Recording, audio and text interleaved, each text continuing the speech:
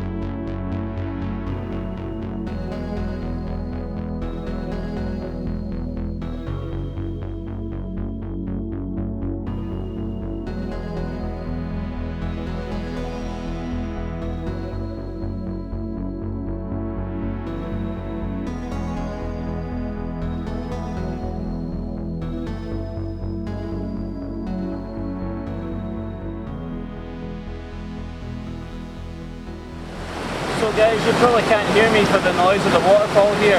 I finally made my way down here and I've set up just inside the water here. I've stuck the Fujifilm circular polarizer on, and there's only 10 stock filter. So the rock I'm standing on here makes a little bit of foreground interest. You can't see it right now, but I'll put the composition for the shot. I'm going to do a couple of long exposures. Probably try this at a standard with a 10 stop 20 seconds, 30 seconds, but then I might try do a couple that are a little bit longer, maybe somewhere, I'm guessing probably about 2.5 minutes, but we'll see, we'll play around with it and we'll see what we get. Yeah, I'm just going to fine tweak the image and then you'll be seeing the shot on the screen probably now.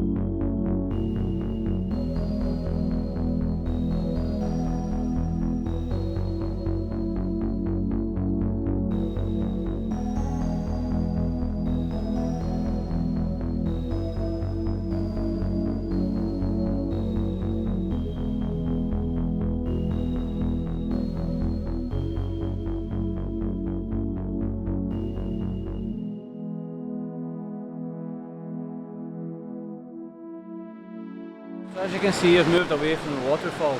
Not quite sure which image is going to be the best one, but there is a couple of black and whites that I liked. One was a 30-second exposure at f4 with the Tiffin polarizer and the Zomi 10 stop on, and I think that turned out to be a really nice shot, but you've already seen it. So yeah, I just decided to explore the area. I've moved away from the waterfall, and some of the trees are quite interesting. With this nice early morning light, there's moss, and the trees are still kind of damp and wet, so you've got different colours. You've got blacks and greys and different shades of that. You get the greens, the moss, and there's still some leaves around. So I've played around with some compositions on the trees.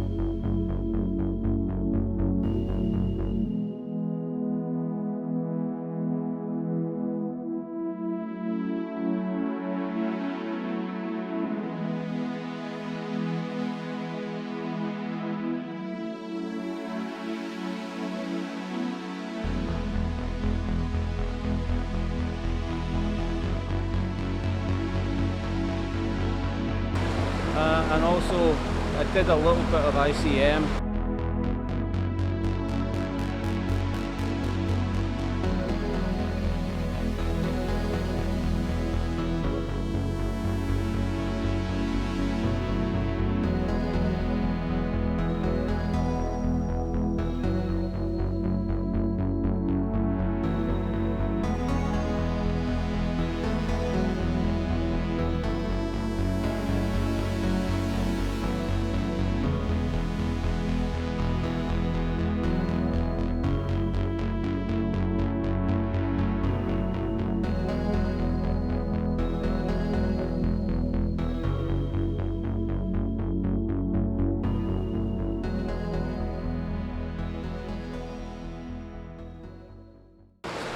Now I know I just did an ICM video, but while I was in the location I just thought I would make the most of it and fire off a few shots and see what happens.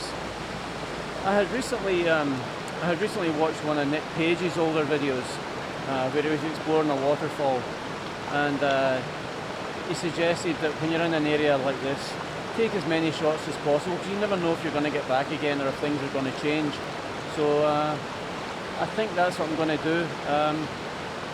He also suggested, playing with your shutter speeds, don't always go with the smooth, milky water. I kind of like that effect myself, but I'm going to give it a try and try some different shutter speeds, maybe freeze some of the water.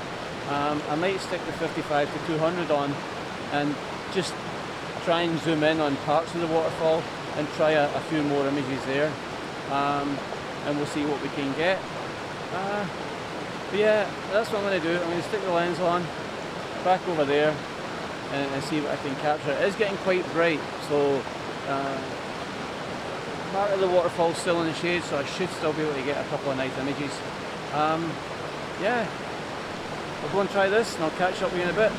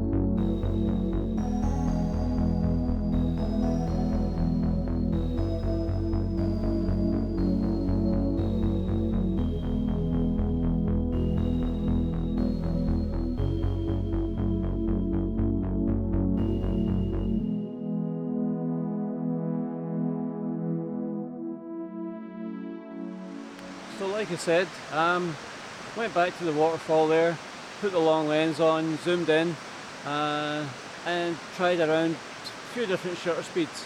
I didn't talk you guys through them or anything because I was concentrating on taking quite a lot of shots, but you will see the settings on the screen next to the image. So yeah, I had quite a bit of fun, and what I thought I would do, it's not something that serious amateurs or enthusiasts or professionals would normally do. And I did say in a video previous that I don't like settings on cameras, all the scene modes and stuff like that. But I thought what I would try with the Fuji, it does have a built-in panorama, easy panorama mode, and I just thought I'd give it a try, just for a bit of fun really, to see what the effects would be like. Now I know most of you guys, and myself included, would normally take a series of images and then stitch them together in Photoshop or Lightroom or whatever. But I just thought I'd try that easy panorama, so I did a few along the bases of the trees, and I also did a couple of vertical ones. And first impressions on the back of the camera, I think they actually look not bad. We'll see when we get back. So what I also tried was the multiple exposure function. I just tried a few just to try it. Not sure what the effects will be like.